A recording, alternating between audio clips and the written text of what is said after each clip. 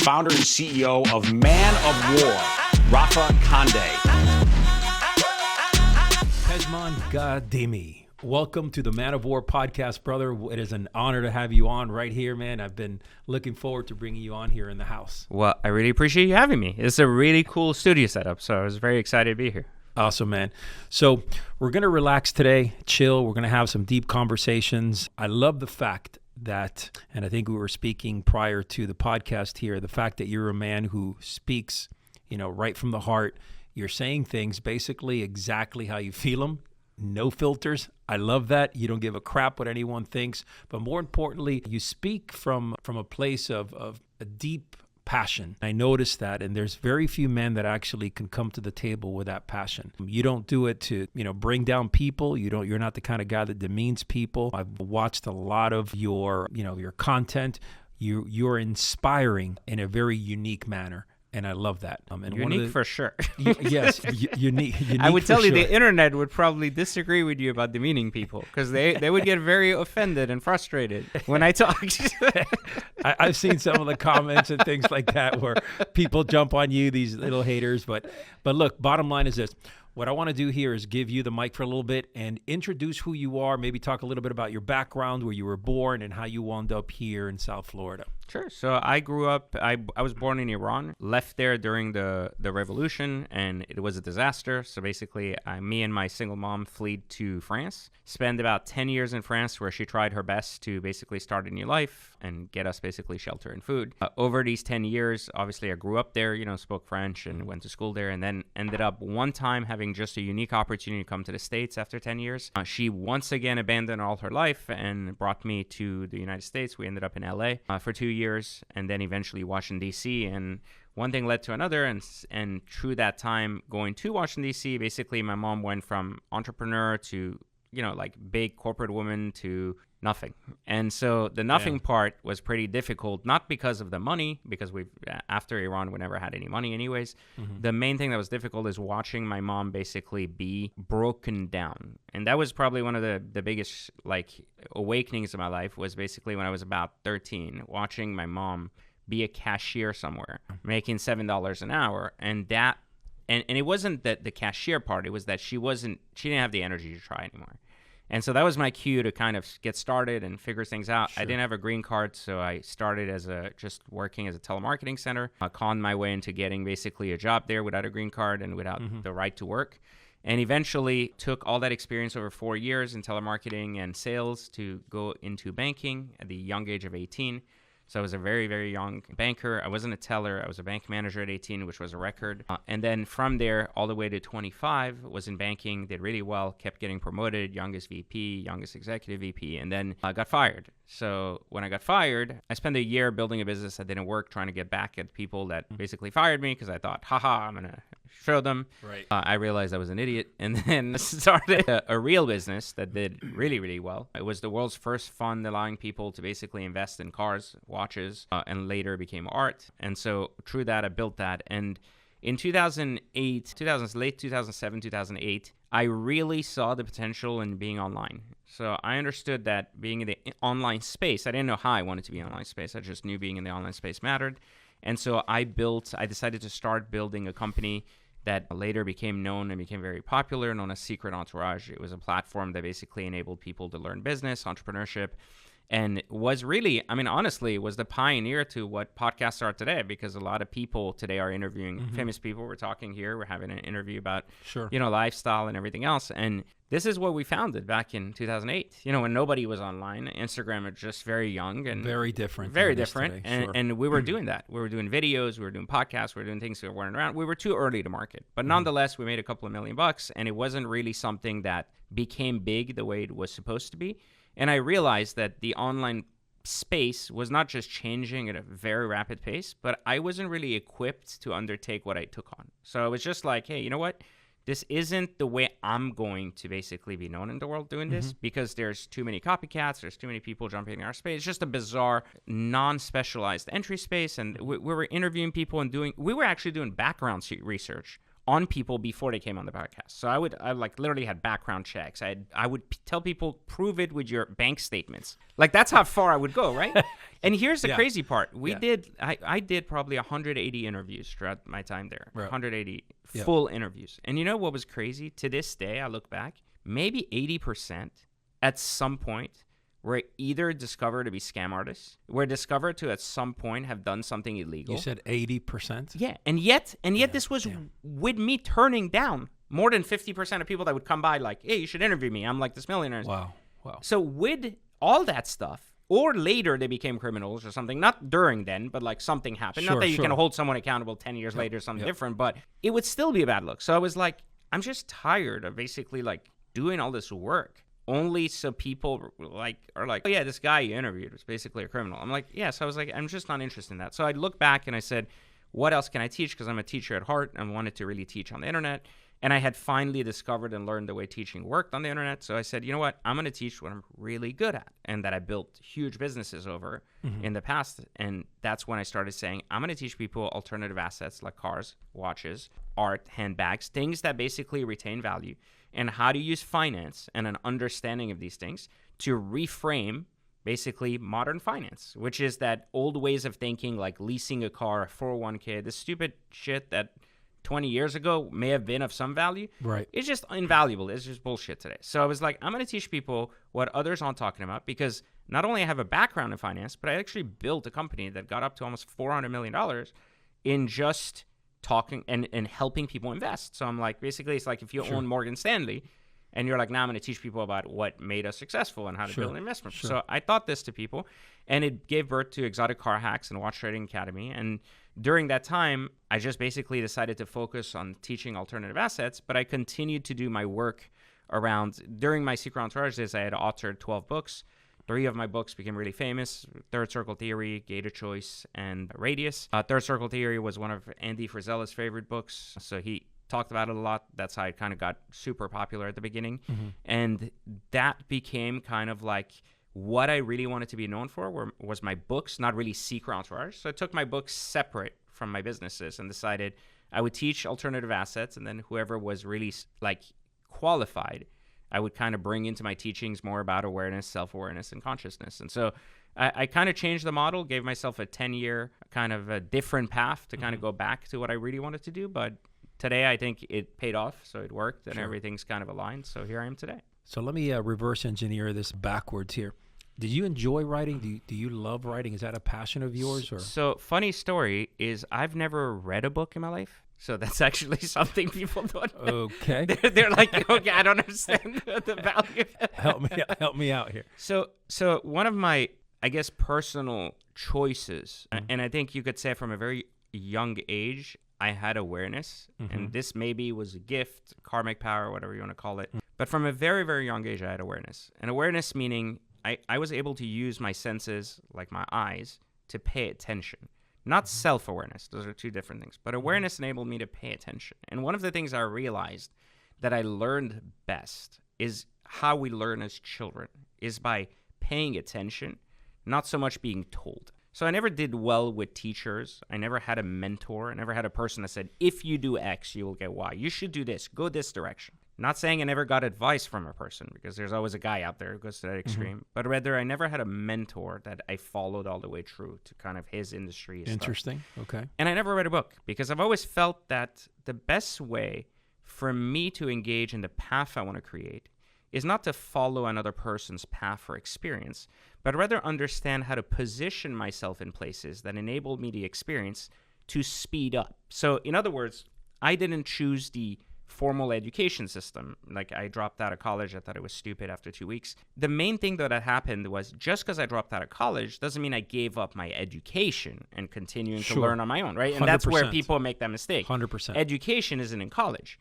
It's a form of structured education that exists in college with a curriculum. So I decided, since I don't like that curriculum, I'm not going to just do nothing and be like, I'm just going to forfeit everything. I said, I'm going to create my own curriculum by maybe watching some videos, like hearing perspective, paying attention, working in a finance field, and watching others succeed there. And I got a very successful career out of just paying attention to what successful people in that field were doing. Like, how were they behaving? What were their behaviors?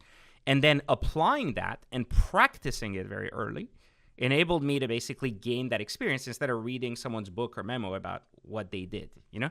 So this is a very, I would say, probably slower approach. Looking back, I would say I would probably go faster further, reading more books or getting ideas. But then I would question the one principle that is so key to my consciousness today, which is, was it my idea? And that's something I kind of, for some reason, earlier on, didn't really understand, but kind of knew inside, that I was like, if I reach a path that someone else created, do I live in their experience or do I live in my own? So this was so key to me early on, even though bizarrely why would be key to someone so young? It just was that I needed to carve out like my own life experience. And that life experience didn't include following someone down their path, because I would always be a prisoner of kind of their structural understanding or their limitations. And I'll give you a way this plays out for a human in the real world. That's why I say I'm a teacher of simplistic concepts.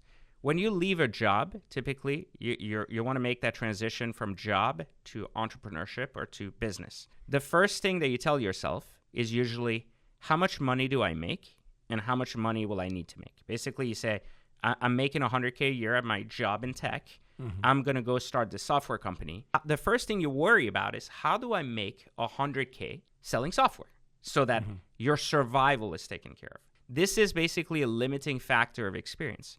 You're assuming that your new tech company's limitation is your food and survival at $100K. So you carve out a path of success. That is, how do I go from a job that I don't like, that obviously I want freedom, to only earn the same freedom I have in my job? Yeah. Right? Like, in your mind, you do that. Of course. Now, until you reach that, you kind of have that fear, like, well, was it a good job? Was it a good idea? Sure, or not? sure. But that means 100%. that for the first few years, when you craft a plan on how you're going to be successful, you're crafting around, how am I going to make 100 or 200K this year? Instead of crafting, why would a sales company or a tech company only be limited to 100K? What if you sell $1,000 product? Well, that's not that much product to make 100K. So why are you just limited to that? You know, why aren't you thinking, well, my product could reach 82,000 people. That means I could be making $10 million this year, because you haven't experienced that scale, right? But what happens is, once you create a limiting idea in your head as to what something looks like, then you follow that path. And typically I hear from people, well, it hasn't been done. And I'm like, yeah, I understand that. Doesn't mean it can't be done. You know, like, Sure. the iPhone wasn't done. Doesn't mean it can't be done, you know, at the time. Without a doubt. Yeah, Without a so doubt. that's how I've kind of always viewed life. And that's why I don't like going down the path of what others have set out previously. Okay. And this creates a lot of resistance in the world, because you're always going down a path where, one, people don't understand why you're going left when everyone's going to right. And you're also hitting a lot of road bumps where people are like, yeah, that's stupid, because they're all used to the more traditionally organized, nice road, you know, and when the idiot's on the dirt road, they're like, why are you over there? Like, this is the road. Most people, well, there's a lot to unpack there. Most people, you know, they're constantly seeking advice. They're what they want to do rather than experience it themselves. They rather someone give them a hack or give them some type of shortcut to something, that a path that person may be on, which, you know, I believe there's still value given. I believe that, you know, there's advice given and someone could take People it. buy our courses for this. We teach right. them a process that Right. they're not familiar with, right? Yeah. Like, and we said, this is the kind of way Sure. you do this. So there's value in education, 100%, in learning and having that. I think that there's a difference, though, in the need for validation, right? And the fear of failure that goes Sure. with that, Sure. and overcoming that, and through experience. And so my argument is, if you overcome the fear of failure first, you can always go back and find information now that you have the power to push forward. But if you find information first, it doesn't always mean you'll get over the fear of failure that comes with it. So you'll always be dependent on that guidance and direction first. Yes. So I'm not saying that one is good, one is bad. I'm just saying I'm hacking my own mind first by going through the toughest part of it, the mental toughness. You know, instead, like, it's almost like saying in Navy SEALs training, they might throw you in the water to see if you're trustworthy or you'll survive Sure. the harder part before they teach you how to shoot a sniper rifle. You know, they might say, I want to make sure you're not going to give in your buddy's location because you're being tortured. That matters more to me than if you can shoot a target. And I think that many times they've said that skill is not the greatest reason they basically make it through training. It's the character, the endurance, and everything that comes with it. 100%. What we find in general across the board is that there are three types of people. There's people who watch things happen, people who make things happen, and people who wonder what the hell happened. And in reality, the way that I look at it from my perspective, because I've coached in excess of 10,000 men over the last 8 to 9 years of my life. And I've had deep conversations with a lot of men. And what happens is that failure to take action and that failure to have the experience, to be wise, to learn from your mistakes or even from your successes. I agree that at times I love to read, but I can 100% connect with you in the fact that there are a lot of people, and I'm sure you know a lot of people that have read every book out there that has ever been published and haven't done a damn thing with their lives. Exactly. Nothing. Right? Nothing at all, right? Not even like 10%. Yeah? 100%. So, we look at this from a very unique perspective. So I got questions here. Now, but before you do that, they're looking for the click in the education, but the click is in the experience.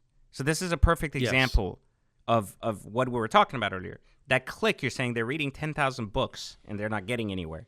It's because they're looking for that like clicker, where they're like, this is going to motivate, I'm going to hit it. This is the one. Right. What they're not finding is that one thing they're looking for that's going to get them to shift that from sitting on the sidelines to doing doesn't exist in another book or in another form of education. It exists in the doing. This is also why children don't want to leave college. When kids are like really good in high school and they want to go to these 4-year colleges and they know that like they should be in the workforce because they know their degrees are crap, they don't want to leave for the experience. They want to stick to the education because that's where the comfort zone is. The comfort is the more I consume, the more intelligent I become. But becoming intelligent doesn't necessarily mean you'll be successful. So they're avoiding the click because the click they know is going to be painful. And they want to avoid that pain. And they want to prolong it as long as they can. And at some point, they forget how to make that transition. Yes. And so that's why they get stuck. Did I mean to cut you off? No, that's that's spot on. It's the lack of action. We see that everywhere. It's just, they go into their bubble zone, which is typically a place of comfort, and they don't want to step out of that discomfort zone. I believe that the biggest fear that men in general, or even and not just men, anyone has, is the fear of the unknown. But like you took it where, you went out there, you made your own experiences. I'm sure you hit yourself against the wall many, many times. Many times, yeah. But you learned from it. And I believe that it's made you who you are today. A lot of those situations in your life. So I look at things from a little bit of a different perspective at times than the average person. I believe that I am a gladiator in a world where you are in the arena of life, and life is a constant battle. Every day you're sharpening your blade. I believe in self-improvement. I studied, even though I'm a Christian, I studied Zen Buddhism. I'm very much about the mind, about the clarity of mind, the connection of body, mind, and spirit. I live it, breathe it, teach it. So I want to kind of dive into this a little bit. How do you find that clarity because there's a certain sense of sharpness about you, and you're clear in the way that you convey your thoughts, you're clear in the way that you speak. Your demeanor says that, you're not full of bullshit. You're not trying to make things up as you go. How do you find that clarity when you are trying to convey your thoughts? When you're trying, like right here, you're speaking and you go to a place where, you're speaking almost flawlessly to what you know, of course. How do you find that place? So I speak from experience. I don't speak from theory. And I also don't speak from hoping something occurs. So I think that one of the differences is when you're a conscious human and you get to that state of consciousness that's where you're in control of who you are, you learn how to communicate who you are, and you learn how to share your experience or truth. Now, it does help that I've chosen my purpose in life to be a teacher, and that I, as a result of being a teacher, practiced for decades, right? By teaching, not by reading books. And by doing so, I've learned how people receive information and what are some of the ways I have to articulate that information for them to receive it in a manner that helps them. So everybody's different. And then to your point about being a gladiator in an arena. So I believe I've met ton of people through my life. I've coached and helped a ton of people mentally. And here's the funny part. I've coached very few people for money.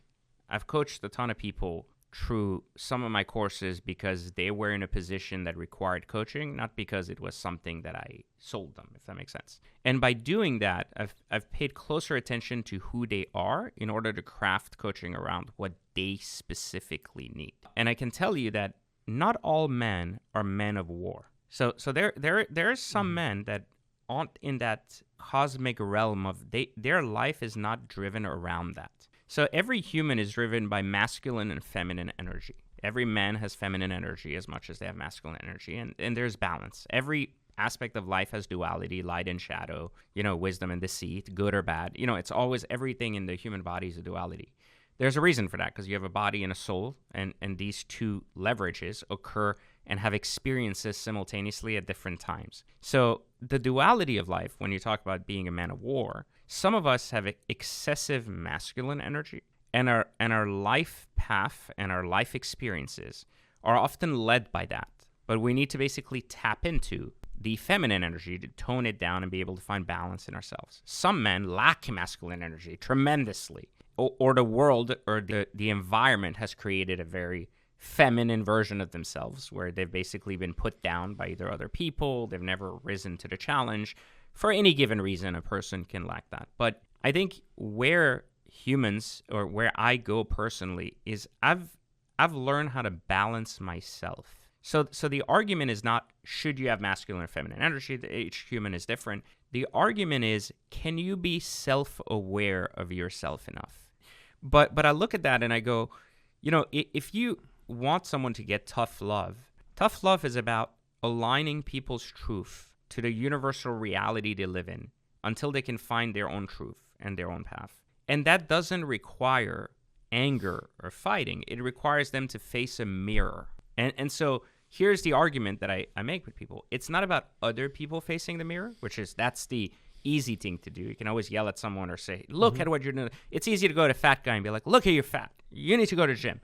Clearly, It's as evident as light and day. Right. But can you do that for yourself on an ongoing basis? Can you look in a mirror every day and see the truth? And I can do that for myself enough that I don't have to lie to myself. So I don't create a reality I live in to make myself feel better. Like when I was younger, I had a sex addiction. I looked at that and I was like, I have a fucking sex problem. Like, I love pussy way too much. And it wasn't that, who doesn't? Which guy does? It's great. But it wasn't aligned with the way I wanted to live my life. It was excessive. It was out of control. And I felt like it was taking me down a path that I didn't want to have. So instead of saying, I have to become a sex addict to basically gain help and someone has to pull me out, I said, before I go down that path, let me face the mirror. This has to stop. What are the activities I do that okay, I'm going hanging out with the wrong people. I'm going to a strip club. These are things that are going to trigger that energy.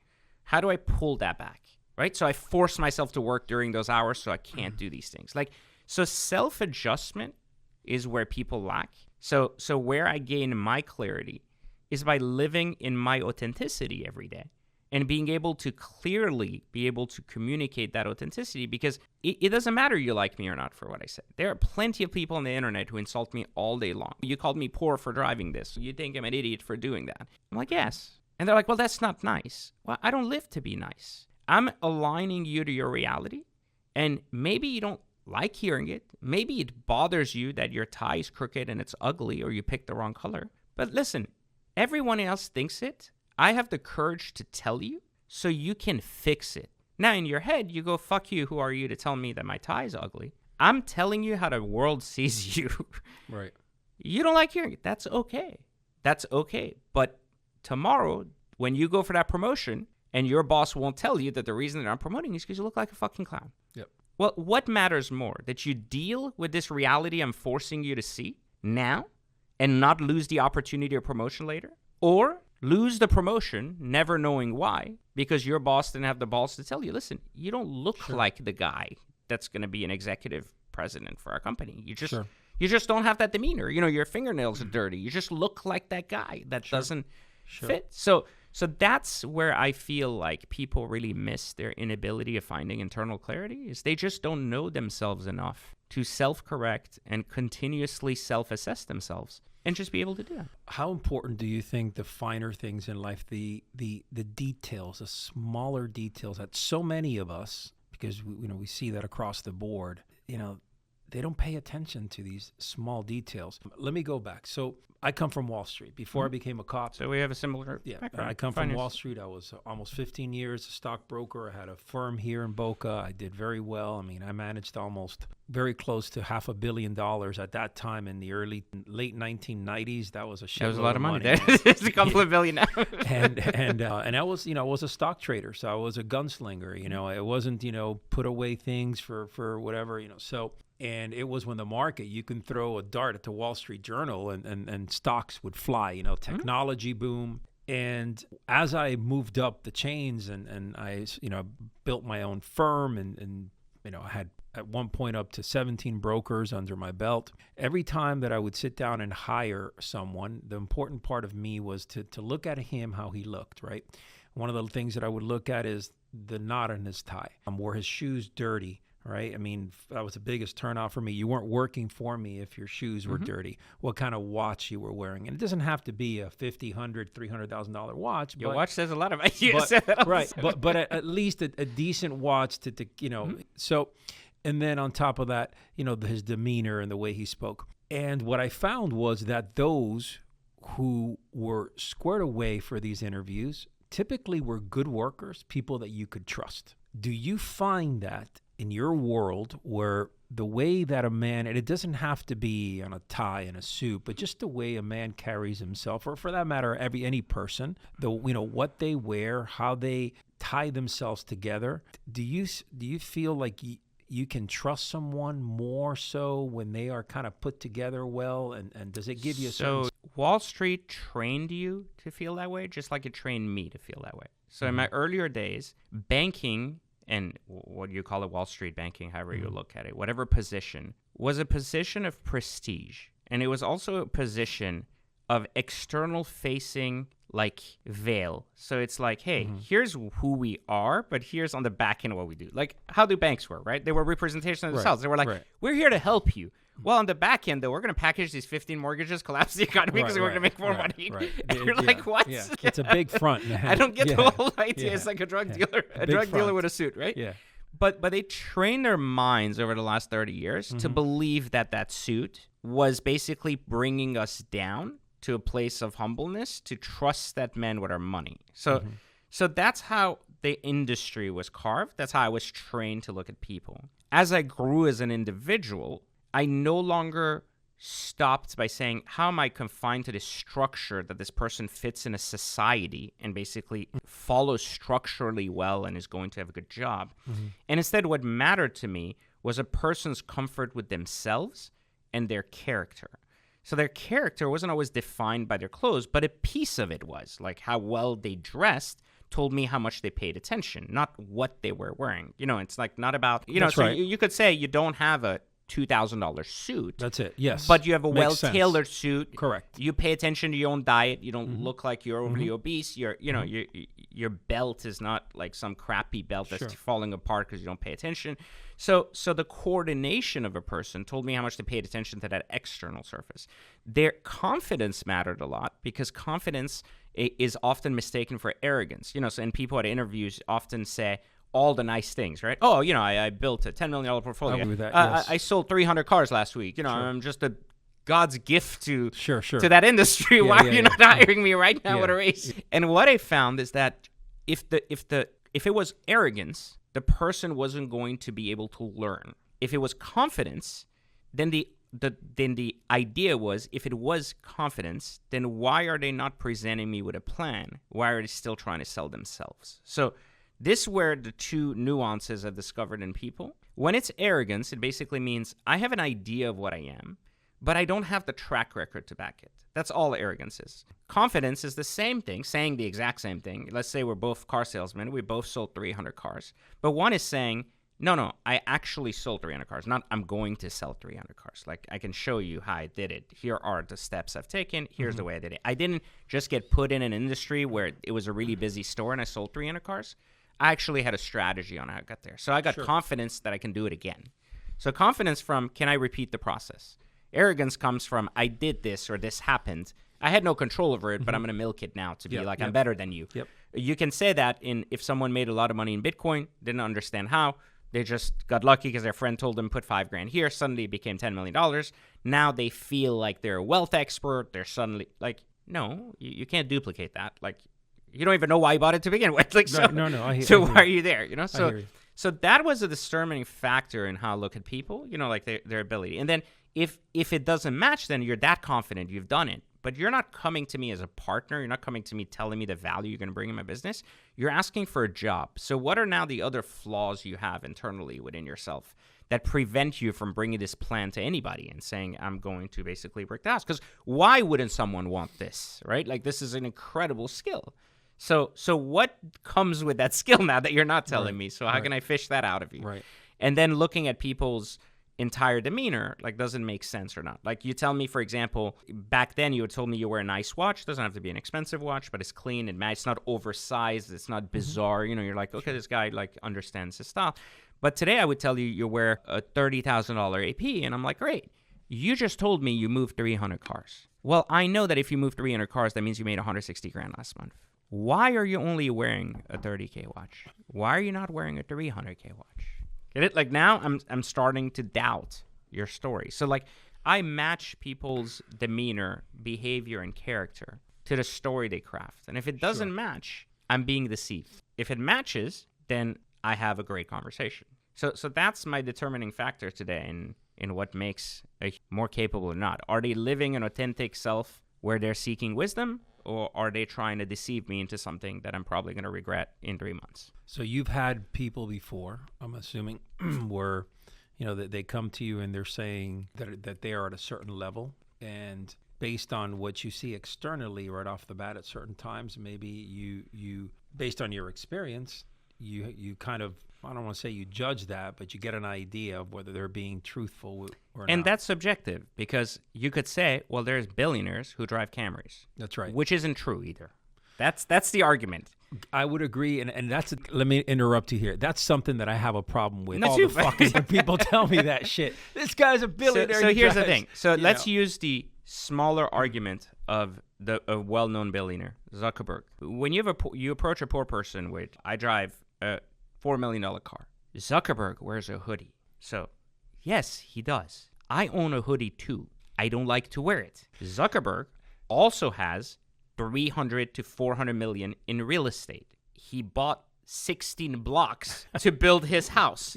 He has a Pagani collection under his house. Okay, so does that mean now that I'm a billionaire too because I have one of these cars?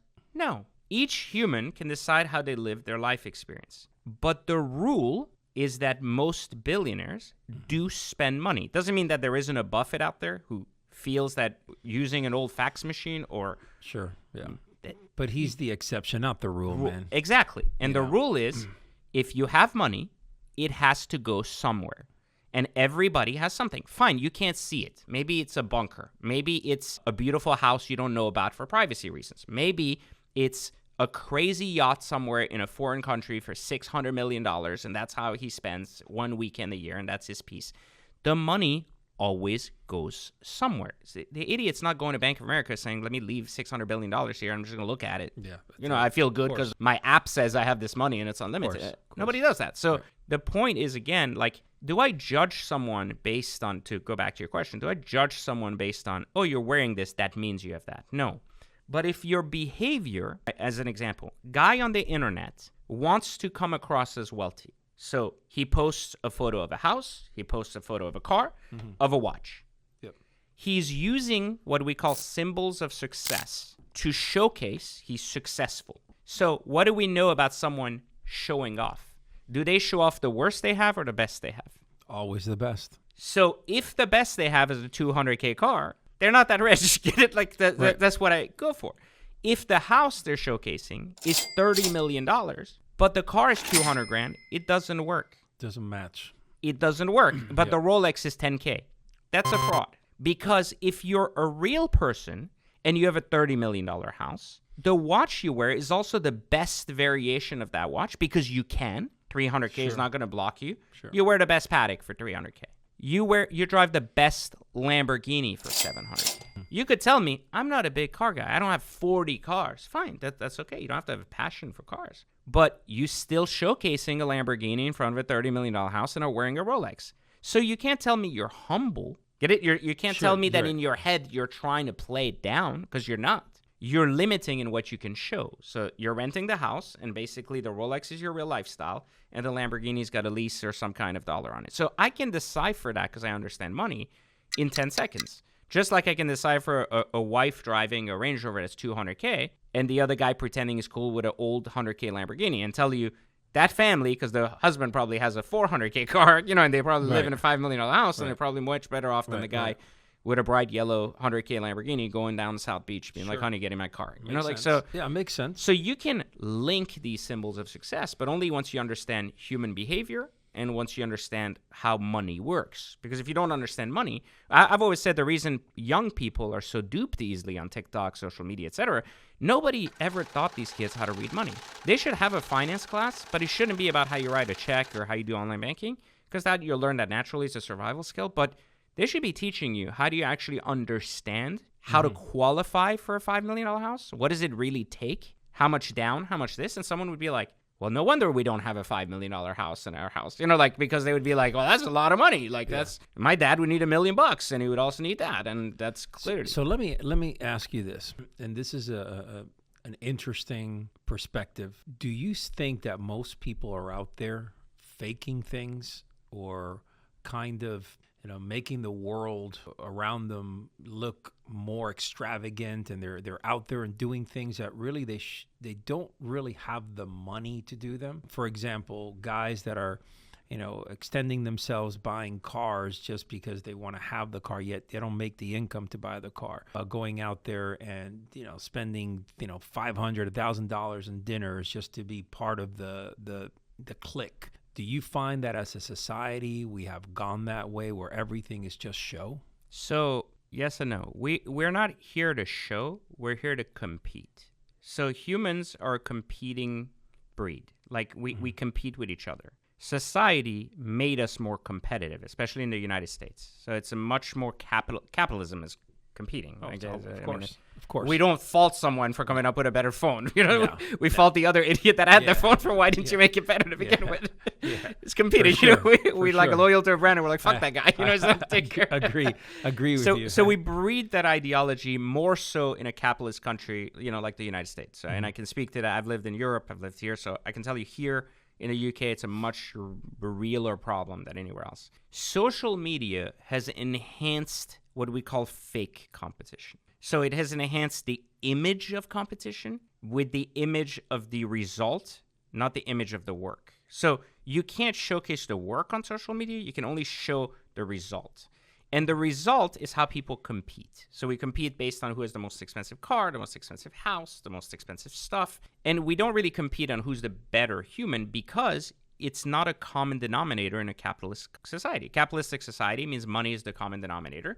Money is the new god, so whoever has the most money is the most control, the most power, and that's how basically power gets done. So we can't leave that idea and say, well, we live in a capitalistic society. We don't want competition. Everybody chillax and you'll figure it out. It doesn't work that way. It works when we as human beings understand that we're not competing with anyone but ourselves. And if we can make that improvement, then fantastic. But society has taught us to compete with each other. So I think today, if you look on social media about going back to your point, does it make sense, or do people live above their means? Credit and credit access in America and debt would state that, facts state that, yes, they do. We take on more debt than we can afford to. As a country, as a family, as an individual, that follows, until you get rich enough where you get that is can be good and can be bad, right? Sure. I take debt on a building. I put enough down payment where I have my fluctuation right there. I don't need to. There is positive debt. I mean, credit is a great means of growing. So I don't want to say, I'm not that idiot that'll say if you don't own it cash, you can't afford it. Or, I think it's stupid to buy things sometimes out of cash. But the point I'm trying to make is, does it make sense for a young man, this is a man's podcast, to go buy a Lamborghini and pay $3,000 a month when he makes $5,000 a month? So the answer is it could, but most likely not. So here's the reality of the situation. Why he's doing it is going to make a significant difference. How he's doing it is also going to play a significant difference. So why he's doing it, if it's to compete, that's a mistake. And you're going to eat it, and you're going to lose more trying to compete, something you're not. And you're going to lose because you're not the person, but you're trying to buy the reward early using credit. Amen. Very well dangerous. said. Very dangerous mindset. So we're talking about mindset and being a man. Sure. A very dangerous masculine trait to compete without the actual acumen of being. No different than two lions meeting, right? One wants to compete. The other one is a champion lion, has been killing other lions. And it's like the other guy's like, I can do this. Sure. And it ends up very wounded, and then he can't. And it loses everything as a result. Yes. That's how we look at money. That's the majority of people. Now, there is an individual who'll say, if I had a Lamborghini, the business I would attract would change, and how I use this as a networking tool could change. So is there value in that? Yes, because you could belong to a new circle, you could make new friends. There is value in pushing yourself to the next level first, and then becoming the person throughout that process. But it's also a financial risk because, as they say, fake it till you make it only works if you make it. Because at some point you get discovered and you're thrown out of the match, right? So here's the angle I have. So I teach people car hacking as an example, where car hacking they think is some kind of magical formula. Car hacking is simply understanding the finance behind the car. Most people don't understand this, but let's say you buy a $200,000 Lamborghini. You pay $3,000 a month. Let's just say you do that. Don't quote me on the math. Just saying that's what happens. You pay $3,000 a month. You have this $200K car. Let's say you drove this car for a year. You used it responsibly. You're not going and racing, but doing the right things, networking and doing these things. Let's say a year later, you can sell that car for $200,000, which is what I teach you. You lost technically nothing. Like maybe the interest on the loan if you took out a loan for it. The cost of the asset going in and out is the same. What happened to all these payments you made? Well, you made a $3,000 payment. $2,000 of it was your equity. $1,000 went to like your car. If you ask that guy, listen, you've gone 12 months. It cost you $10,000 to drive a Lamborghini because that's the interest you lost. Sure. And they have a savings account now with 20 grand because that's the equity of the car that's sitting there. That's right. Now, that money's sitting there. You can use it however you want. It was no different than being in your savings. But during that 12 months you've used this car, have built more business, have networked with amongst new people, have crafted new ideas, and have really leveled up your surrounding. Would I tell you that the 10 grand to do that was worth it? Sure. I agree. Better than driving a Nissan Altima that's $1,000 upside down. Yeah. So why you do it matters. How you do it also says a lot about you, right? Because you understand the financial implication of that loss. Sure. So you're doing it correctly. And that's okay then. Then I would say I would rather drive a Lamborghini and have that opportunity, even if it's for vanity, more than drive a base model Range Rover for the same cost, since they're both there. So if you're doing it for the right purpose and you're doing it with the right financial understanding, then yes, driving a Lamborghini, even when you can't, by societal standard, afford a Lamborghini, still makes sense. If you're doing it because your neighbor got one, or you saw this kid on Instagram at 22 has one, and you feel like at 25 you should have one because he's getting more pussy, yes, you're going to probably run into financial ruin because it's unlikely that you're even learning to do it correctly and are going and taking the worst loan possible you can at the worst interest rate possible you can with the least amount of research on the car. You're going to eat $30K in repairs on the car. The experience will turn into a nightmare and your financial ruin will come from it. And then you'll go on Instagram and be like, that's a mistake. No one should buy this. And, basically, and I always say people love to share their failures. Right? They love to share people's failures and blame everyone else for them instead of themselves, right? That's the victim mentality. It's like, I did this. It didn't work for me. It's like, well, this wasn't even there. Like, that's not what the instructions were. But it's like, but I chose to do it this way and it didn't work for me. So no one should buy a Lamborghini now. Learn from me. It's like, what do you think, for example, a young man in early 20s making a couple $100,000 a year? That's a lot. I mean, making that's a good guy. Making a couple $100,000 a year, sales, when it comes to, Well, let me kind of backtrack on this because, and I say this pretty often, you mentioned something that's critical: networking, conversation pieces. I believe watches, I believe cars will open doors that sometimes, those doors would never open for you. They're common interest pieces, basically. Yeah. I agree 100%. So, sometimes I talk to my younger guys here and I say, look, I understand that the payment of a car sometimes may be a little bit higher than what it's kind of pressing you a little bit, but imagine all the networking and the doors that it may open from a perspective, from that perspective. It makes sense sometimes to get that rust out of your head and stop thinking this old-fashioned way.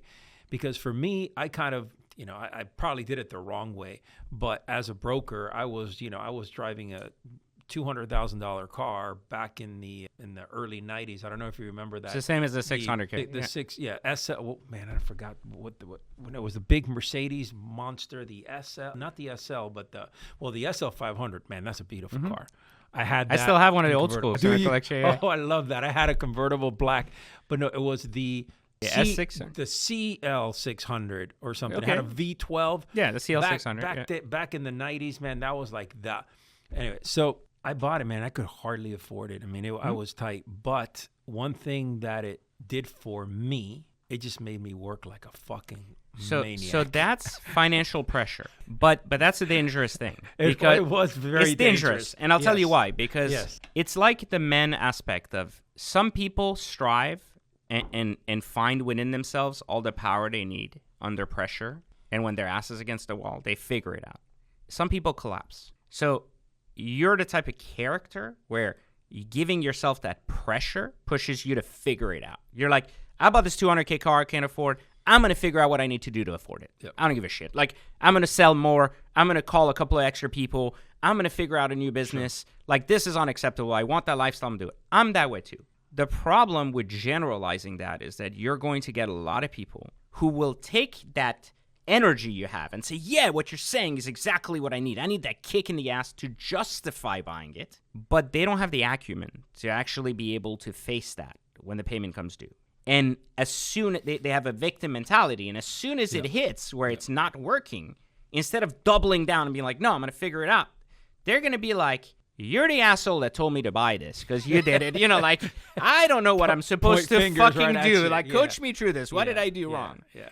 I hear you. So the problem with, and this is one of my biggest problems with society, is that we don't realize that it's a structural concept made to give you survival and convenience instincts, not made to make you grow. So school is not there to help you succeed. School is there to give you structure to survive in a society with a skill. They say, like, you earn a skill, here you can go. Like, school doesn't make you a great doctor. It gives you the minimum you need to be able to practice medicine. Your education past that will be your practice, your experience, your care, your passion towards medicine will be what makes you a doctor, or the guy that's basically sucking dick to the pharmas, because I need money and I don't know how to make it, and I just want to sit here and see patients all day. So, it's a very difficult thing to take one way of thinking, right, and impose it on an entire battalion and say, every one of you, this is how you're going to become a warrior. Because what you run into, you do this in combat too, like a lot of like military, like urban combat, the skill set of each level is different. And who's at the front door is also different. Like the guy that has the balls to go first through the door is not everybody on the team. There's a guy on that team that might be a really talented shooter, but he doesn't have that capacity, to be the first through the door. So when you blanket everything and you go, everyone should be trained in every way and be as strong as everybody else in this thing, you run into a very cookie cutter slaughterhouse, where you're basically throwing 7 out of 10 people into a slaughterhouse. And you're saying none of this shit is working. Now, this is one of the reasons I left Secret Entourage and decided to not focus on that. The world was kind of realizing what I was doing. I was a pioneer, and a lot of people were coming into space and we're going to do this. They weren't doing their background research on people. They didn't care. Like, whoever has clout, I'll do an interview. Like, I'll get some clout. And that was how they got big, and I wouldn't do that. But what they were doing, which they didn't realize, the collective issue that something like this brings, they were poisoning the well. And when you poison the well, you do something very dangerous. You take 7 out of 10 people who could have been very successful. They could have been fantastic at what they did. But they now had a bad experience with this, right? So now that they had a bad experience, they don't have the fortitude to try again. Yeah. So you take a good person, like I said this, like everyone that comes out in their woodworks on the internet with car hacking now, they're like, I'm going to teach you how to hack cars. Yep. I send them a cease and desist, and I have $1 million a year lawyer that basically goes out there and is like, you find that guy, you slap him with a lawsuit, cost me $300,000, I don't give a shit, take him out of the work. And people are like, why do you care? You own that market, you own the entire industry around that. Why do you give a shit about this guy? I go, because I'm not worried that guy's going to take my market share, because he doesn't have the experience I have doing it. I'm afraid he's going to poison the well by scamming people through this. And I'm going to take another 800 students this year that would have learned this, would have been in a better financial position, and now they're not, because some jackass wanted to sell a program to them that wasn't from experience. It was from his greed of, I want to make money because I see PJ making money doing this. Mm-hmm. And so I'm going to poison your thoughts. Now that guy goes through that course, goes, this was bullshit. Yeah. He comes through my ad, and my ad goes, hey, I'm going to teach you this. Fuck that guy. That guy's a scam. I did this shit for the other guy. It was complete trash. So when we poison the well, not everyone can survive that, right? Like, and so it's a very dangerous thing to mass look at an entire, society or an entire group of people and say the same learning, the same way to learn, the same intensity, the same thing will create very similar results in the right people, and everyone else will just be too weak to get it. So, if you teach a lot of men, if you teach a lot of women, regardless of what you do, the larger the group, the harder the impact. Because the less you understand the group and the more you understand yourself. You're like, my curriculum works. In general, but now I have to assume that those 3 or 4 people in there that it would have worked on, but it's not working now, are going to fall off, and it's okay. I agree. Look, it's what we see more and more is, well, I'll tell you what, let me jump into this here. Purpose, right? A purpose-driven man. I believe a purpose-driven man is, there's nothing like a purpose-driven man, someone that has that fire in his. So we can talk about that because I write about purpose a lot in my books. Good. So let's kind of open that can of worms a little bit. I find that there are so many men, and I call them walking around zombies. They just walk around aimlessly, doing the same thing over and over again, expecting a new fucking result, and they're and then they point at fingers and the reasons of their lives, and I did this and that, but bro, you're doing the same thing over and over again, and it's never going to change for you if you don't change the trajectory of your life. Like, you have to do something a little different, right, to make things happen. But what we find, though, is that men are constantly hunting for a why, for a purpose, for a reason, to live with intent. Are they really hunting for it? Do you think that that's what they say? So I want to know from your perspective, like,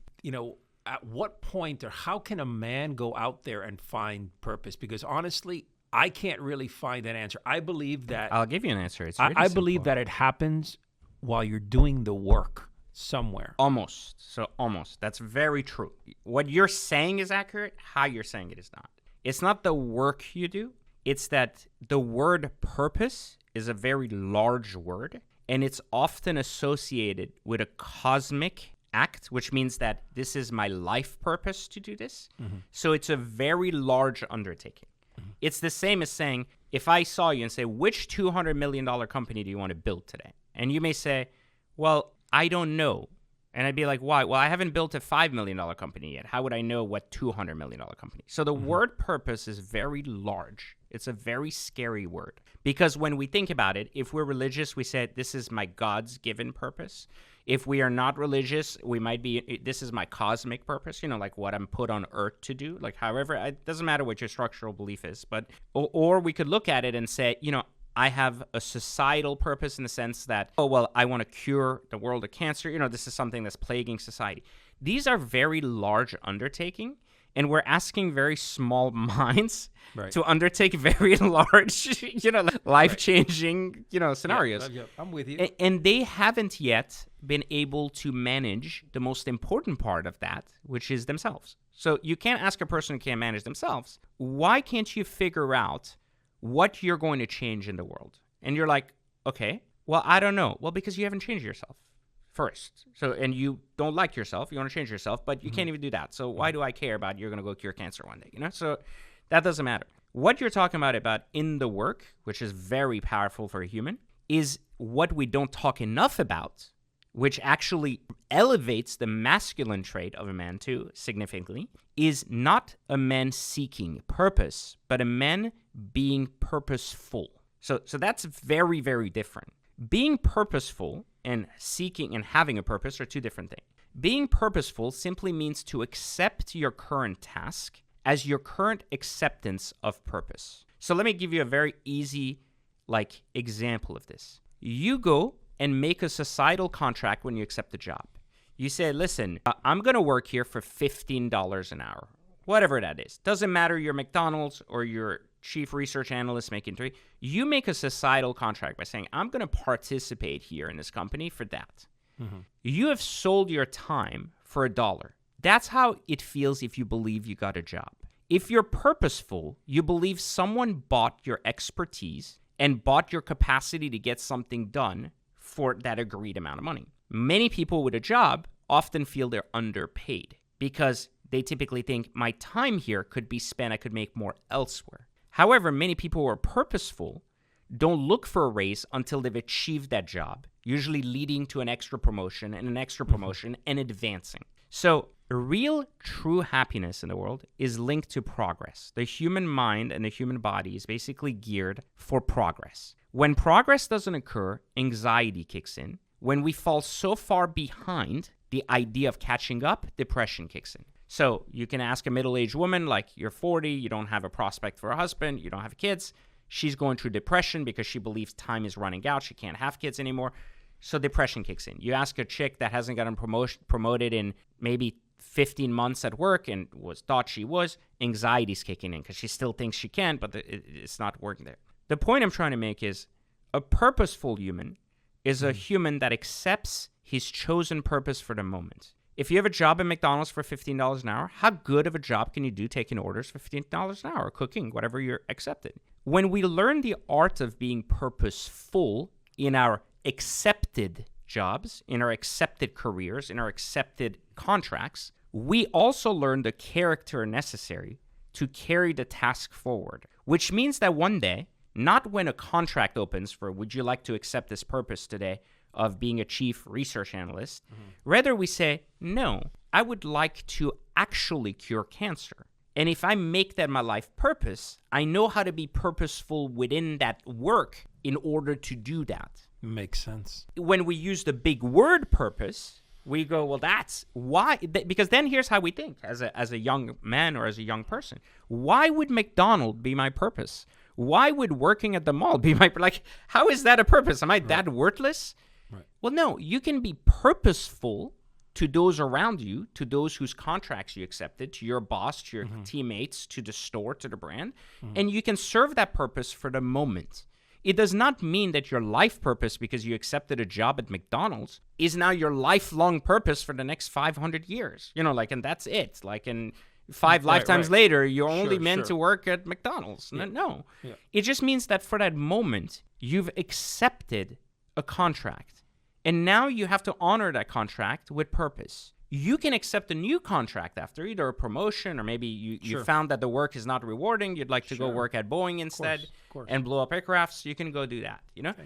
The point I'm trying to make is once we break the word purpose down to a state of purposefulness, you can use that in your chosen purpose that you do want to undertake in being purposeful to those around you, to your own brand and everything else. The same can also be tailored down to business. If you don't know how to be valuable to a company, how will you be ever valuable to yourself in your own company? So that's when kids come to me and they go, I'm not working for that guy. I'm not building someone else's dream. I tell people, I'm like, when have you ever built someone else's dream? Never. You work because you need money. You're not building someone else's dream. You wouldn't work there if you didn't need money or if he didn't offer you X amount of money. You're building your dream. He's just allowing you to participate in his and be purposeful in exchange for money so you can later go carry on your own. But people look at that as, well, there's a negative with working a job. You work jobs when you lack skills. The jobs say you will learn these skills or you have a career when you bring a skill to the table and they go, you're an expert in brokering. Okay, great. You know stocks. I'm going to pay you more money and I'm buying your skill, right? I'm buying your talents. And I think where people, again, make that mistake is in my last book, Gated Choice, I talk about this a lot. That's why I call it the dictionary for the higher human. The idea is language matters a lot. And if we keep using these very broad words of purpose versus purposefulness and understanding these things, then we create a false narrative for people and we make them feel very inferior. Like, think about how many people feel like shit because they don't have a purpose in their head. They're like, I'm not ever going to cure cancer. Why does that have to be the only purpose? Like, I'm not trying to cure cancer. Why is that? And if we tell them like, oh, well, like if I say I'm teaching car hacking, sometimes people come to me and they're like, do you ever think about your life purpose? I'm like, listen, my life purpose isn't car hacking. It's teaching. Now, today we're talking about consciousness because I have experience with it. Tomorrow I'm talking about car hacking because I have experience with it. I'm true to myself because I teach. That's my purpose. In their head, they're like, well, teacher, that means you go to college and teach. I'm like, no, I don't need to teach within the structures. I have learned how to be purposeful in my teaching so I can teach and build, and I don't have to choose between teaching or being rich. I can do both, right? Like, and that's the cue. And that's what people don't understand. You're not bound by societal structures when you're conscious. You use society to elevate, and you move past it and understand the rules of the game and legally work that framework to be able to say, I understand the rules, I understand how to play, and I'm playing well, and that's what happens. Respect. I want to talk about that. I'm a believer that respect is earned. It's not something that is, that can just be given right off the bat. There is being polite. There is such thing as being courteous to others.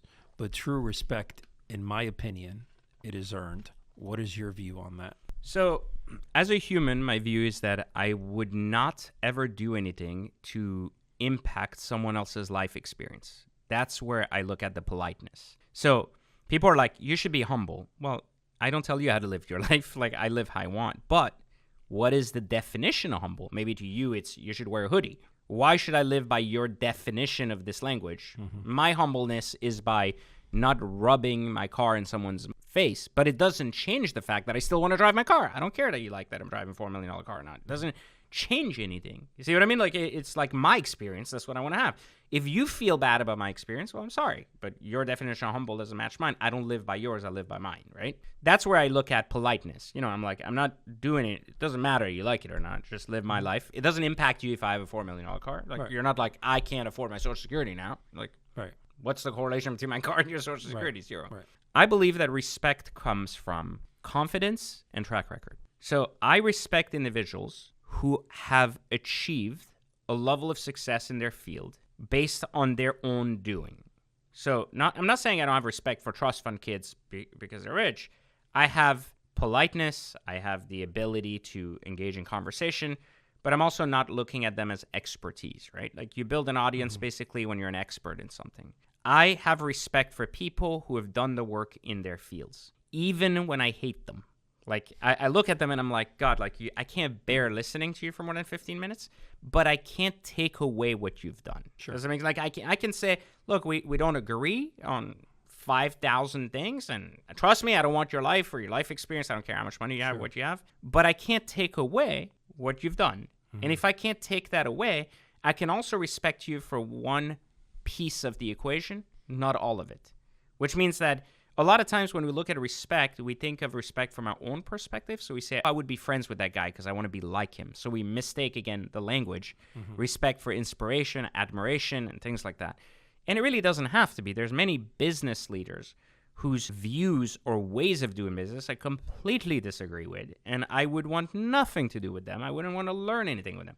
I can't take away that they sold a company for $500 million and did a really good job building it, despite the fact that I would have never done anything like it, and I disagree with many parts of it.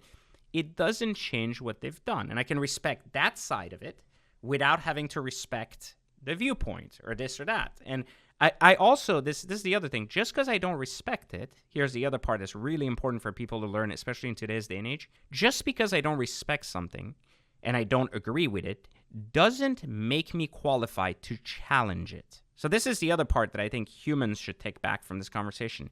Just because you don't like something, I may not be the expert that needs to challenge it. And this is something that people on the internet have been given a voice when they don't really have a voice in real life. They hide behind a keyboard and like, I'm going to challenge your viewpoint, even though who are you to challenge it? You know, it's like I'm saying, hey, you should buy this Bugatti. It's like $4 million.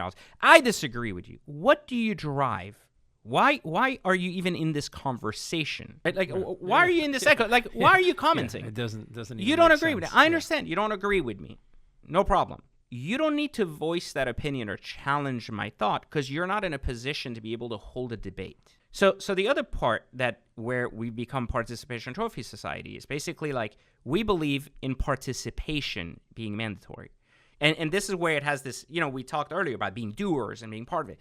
This is where that can go really sideways because we don't have to participate in everything, right? Like we don't have to be part of every debate. We don't have to be part of every conversation. There are many conversations where I'm like, I have a point of view, but it's probably not relevant because I don't have all the facts, the data, and the backing. And someone would say, well, express that. Why would I? Like if we stuck to conversations that were driven in facts, conversations that were driven in research, in passion, and people being able to share ideas that have some kind of idea about the topic, we would probably get less noise and more work done.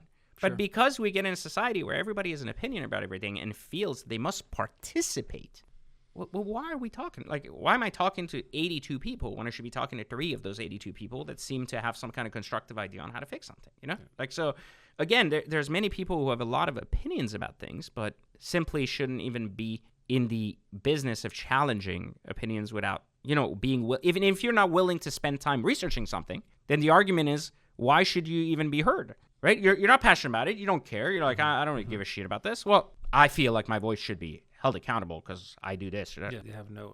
But why? Like, why should we even listen to you? Like you heard something, maybe it'll trigger you down the road in a future conversation. But just carry on and walk off. Yeah, and you mentioned something that's important, which I think is someone that is your life enjoyment, right? Someone that, and we're missing this in our society across the board. People are intrusive into other people's personal space, and actually because they're so intrusive going into people's personal space, and that sense of quiet enjoyment, goes out the door. Like your experience can be affected by some dweeb, some douchebag that just decides to be intrusive in whatever you're doing. I'll give you an example. We just came back from Playa del Carmen in a beautiful resort. It was our 20th anniversary with my wife, and we were in a villa. These are very secluded villas. I've seen them. Yeah, exactly. Gorgeous, right? Beautiful. Gives you that privacy where you don't see anybody intruding your space. Yeah. Man, it was beautiful. However, for some reason, they have a family section that is like miles away, but they decided to give a family with 2 kids or 3 kids a villa, like maybe 2 or 3 away from us. And here we are. It's in the evening. We're beautiful. Think of roses on the bed. Beautiful environment. We got back from dinner. We listened. We have these kids fucking screaming. Okay, and I'm not a kind of guy that will blow up, but I was very upset. I called the front desk and said, you are moving me now to another corner villa away from here.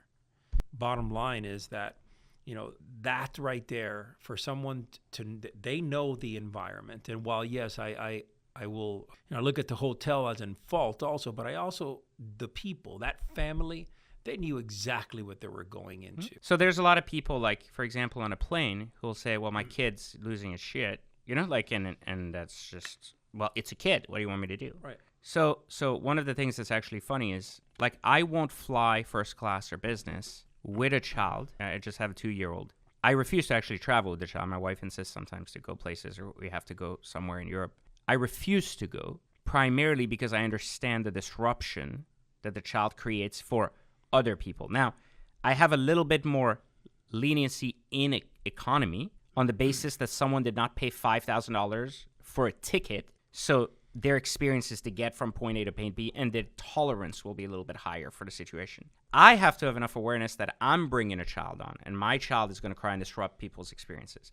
I have to have enough awareness to perhaps offer everybody a free drink or something on me on the plane for this disturbance. That is what being conscious means, to face the mirror and understand what you're about to create. The people that are not conscious are saying, well, I want this plot, this incredible hotel here, And I want that room because I want the view for the ocean. I don't really care that my kids are going to run in someone else's backyard or do something because we also paid for this. So, yeah, but you didn't pay for the entire hotel. You paid for that room. So you have to work within the confines of that room, right?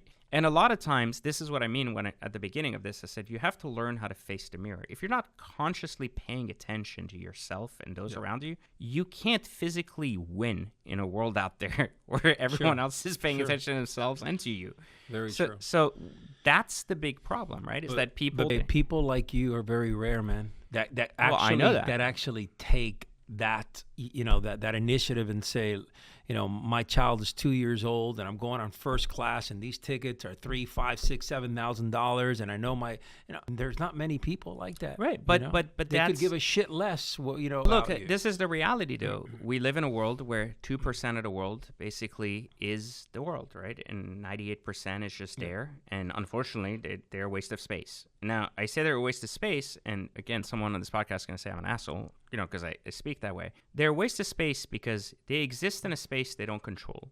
And so there's a real reason why I say waste of space. Yeah. They're in a space they can't control, a body they have no power over, and ultimately are in a position where the world is moving forward without them. And so I think that's just reality. So when I was a kid growing up, I was always kind of like, well, I can't be that special. I must be a normal person, and other people can just be like me. They just have to follow kind of the same ideology. Over 20 years of teaching, not just online, but generally through corporate America and everything else, I've learned that that's why I brought up this idea that we're all built differently, and so, right. As much as I'd like to say, if you followed my exact path step by step, you'd end up in the exact same place, the answer is no. I'm sure there's a guy that'll end up in an equally challenged, conscious, mental space with, sure. $200 million to his name, and it's great. Fantastic. One dude. There is that dude, and yes, he'll get there. I'm not yes, saying it's right. impossible. That's not the argument. But he's the exception, right? Not the rule. Because there are so many interesting components to the human experience that one of the biggest things I've learned through all these years in my studying myself as a conscious human being is that we are not all here to experience the same thing.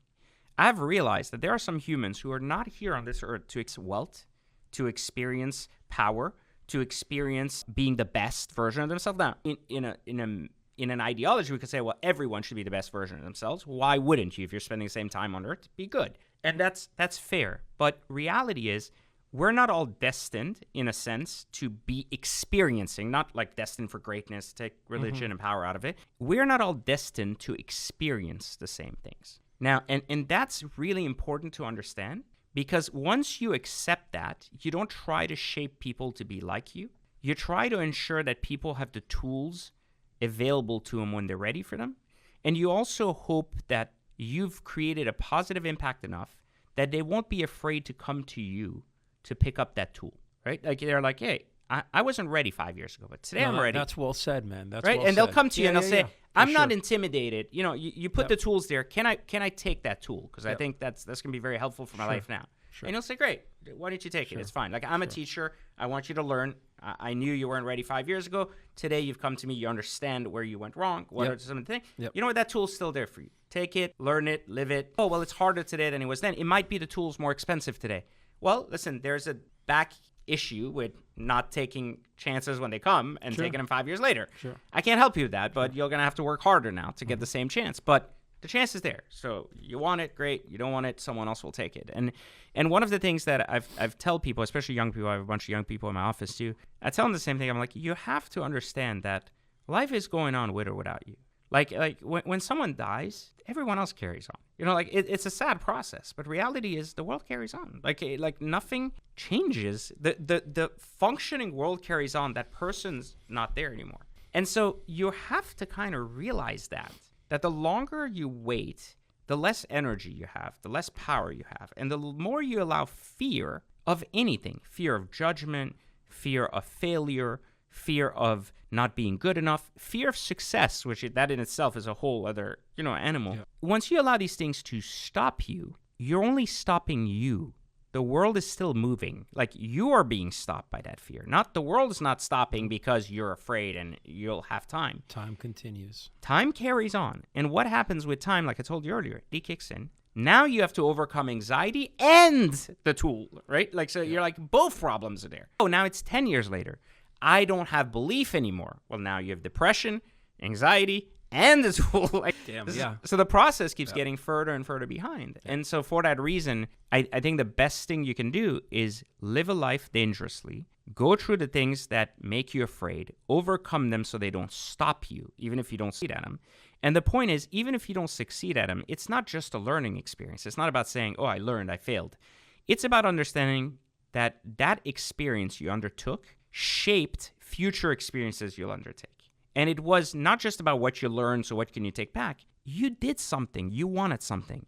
You took a shot when other people wouldn't have. And guess what? That means when the right shot comes, you'll take that one too. You got me fired That's up, the key. man. You got me fired up.